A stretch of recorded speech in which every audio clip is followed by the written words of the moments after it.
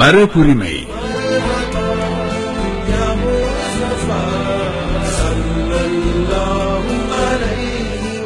தொகுத்து வழங்குபவர் ஃபஸ்ஹான் ஏ நவாஸ்.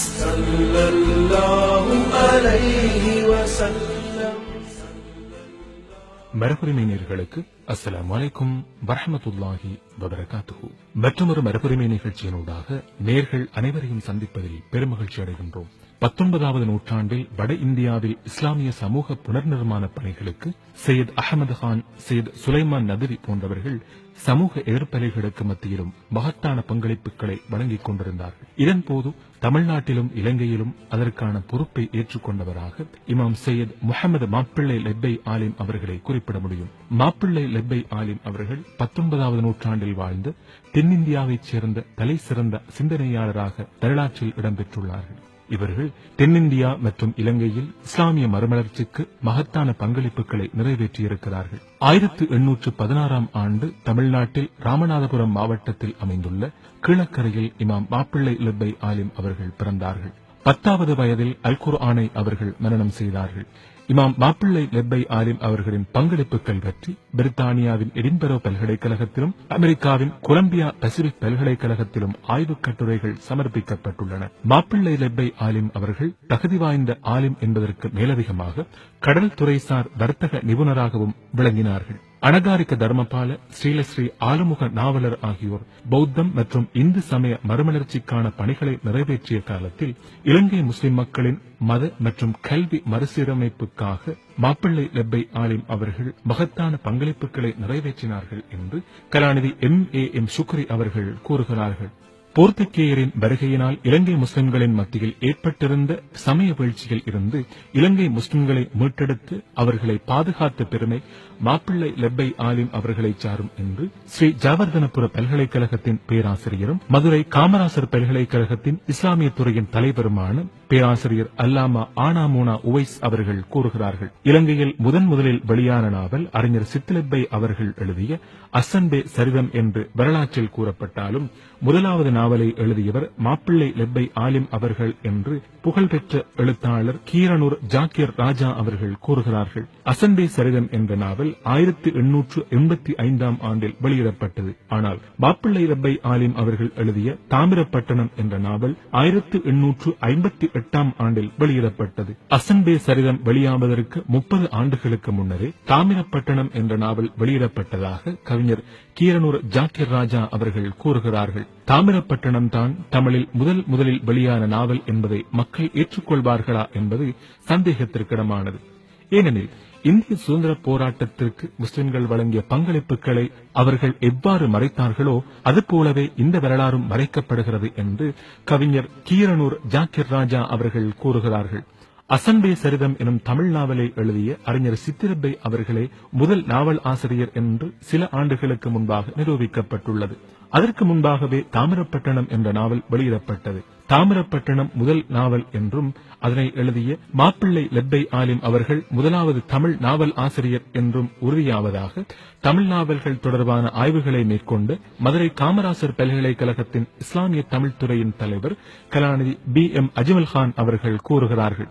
அமெரிக்காவின் கொலம்பியா பசிபிக் பல்கலைக்கழகத்தின் முன்னாள் விரிவுரையாளர் கலாநிதி அல்லாமா தைக்கா ஷுஐப் ஆலிம் அவர்கள் இந்த விடயத்தை அரபிக், அரபி, பெர்சியன், சிரந்திப் அண்ட் தமிழ்நாடு என்ற நூலில் குறிப்பிடுகிறார்கள். தமிழ், அரபு, உருது, பாரசி, அரபு தமிழ், ஹிந்தி ஆகிய மொழிகளில் மாப்பிள்ளை லெப்பை ஆலிம் அவர்களுக்கு நிபுணத்துவ அறிவு இருந்தது. மின்ஹதுல் சரந்தீப் என்று அவர்கள் எழுதிய நூல் புனித ஹரம் ஷரீஃபில் வெளியிடப்பட்டது.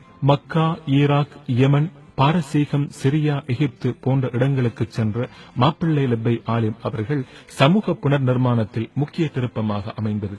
பிரித்தானியர்களும் பிரான்சியர்களும் முஸ்லிம் நாடுகளை கைப்பற்றியதன் விளைவாக ஏற்பட்ட சமூக பிரச்சினைகளை மாப்பிள்ளை லெப்பை ஆலிம் அவர்கள் நேரடியாக கண்டார்கள்.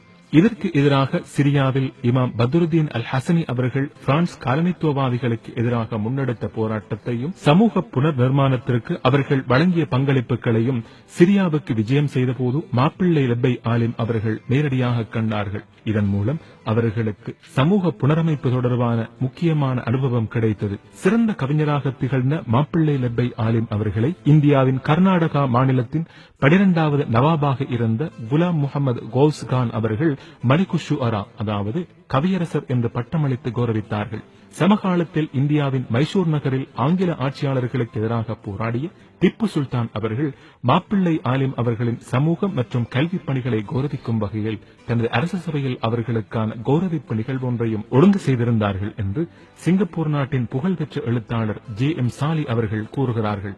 வர்த்தகத் துறையிலும் கடல் வர்த்தகத்திலும் அவர்களுக்கு கூடுதலான ஆர்வம் இருந்தாலும் கூட இலங்கை மக்களுக்கு மத்தியில் இஸ்லாமிய சமய புனர் நிர்மாணத்தை மேற்கொள்ள வேண்டும் என்ற அவா அவர்களுக்கு மத்தியில் அதிக அளவில் காணப்பட்டது. இலங்கையில் வர்த்தகத்தை மேற்கொள்வதற்காக அவர்கள் இலங்கை வந்தபோது இலங்கை முஸ்லிம்களின் நிலை கண்டு கவலையடைந்தார்கள். இலங்கையில் சமூக மறுமலர்ச்சியை மேற்கொள்வதன் அவசியத்தை அவர்கள் அன்று உணர்ந்திருந்தார்கள். அரபு தமிழ் என்ற மொழிக்கு உயர் கொடுத்து அதற்கான அங்கீகாரத்தை சர்வதேச மட்டத்தில் பெறுவதற்கான வாய்ப்பை ஏற்படுத்தியவர் மாப்பிள்ளை லெப்பை ஆலிம் அவர்கள் என்று வரலாற்று ஆசிரியர்கள் கூறுகிறார்கள். இலங்கையின் முதலாவது அரபுக் கல்லூரியான பெலிகமை பாரி அரபுக் கல்லூரியை உருவாக்கிய பெருமையும் அவர்களை சாரும்.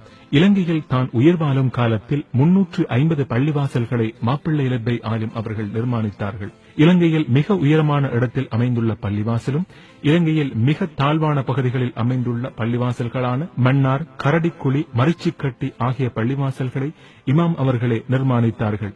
முதலில் அச்சு இயந்திரத்தை இலங்கையிலும் இந்தியாவிலும் அறிமுகப்படுத்திய பெருமை இமாம் அவர்களை சாருகின்றது. ஜும்மா குத்துபாவை தமிழில் ஓத முடியும் என்ற ஃபத்வாவையும் இமாம் அவர்கள் வழங்கினார்கள். இவ்வாறான பல்வேறு சமூக பணிகளும் இமாம் அவர்களாலேயே மேற்கொள்ளப்பட்டவையாகும். இமாம் அவர்கள் இலக்கியத்துறைக்கு ஆற்றிய பணிகள் மகத்தானவையாகும். குறிப்பாக அவர்கள் எழுதிய ராத்திப் ஜலாலியா அல்லது ஜலாலியா ராத்திப் அரபு மற்றும் தமிழ் இலக்கிய செறிவை உள்ளடக்கியதாகும் என்று ஆய்வாளர்கள் கூறுகிறார்கள்.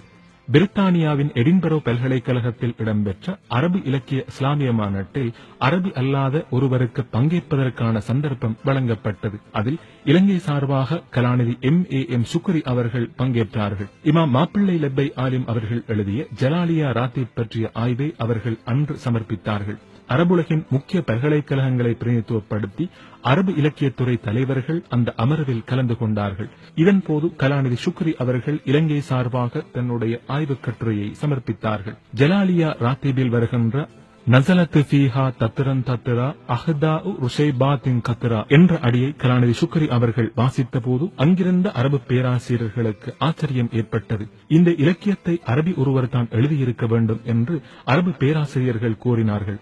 ஆனால் ராத்திப் அல் ஜலாலியாவில் காணப்படுகின்ற இலக்கிய செறிவினால் வியந்து போன அந்த பேராசிரியர்கள் மாப்பிள்ளை ஆலிம் அவர்கள் ஒரு அரபியாகத்தான் இருக்க வேண்டும் என்று வலியுறுத்தினார்கள். அவர்கள் மாநாட்டின் இறுதிப் பகுதி வரை இந்த இலக்கியத்தை எழுதியவர் ஒரு தமிழ் முஸ்லிம் என்பதை இறுதி வரை ஏற்றுக்கொள்ளவில்லை என்று கலாநிதி MAM சுக்ரி அவர்கள் கூறுகிறார்கள். இலங்கையின் சமூக மற்றும் கல்வி புனர் நிர்மாணத்திற்கு மாப்பிள்ளை ஆலிம் அவர்கள் வழங்கிய பங்களிப்புகள் மகத்தானவையாகும். நேயர்கள் அனைவருக்கும்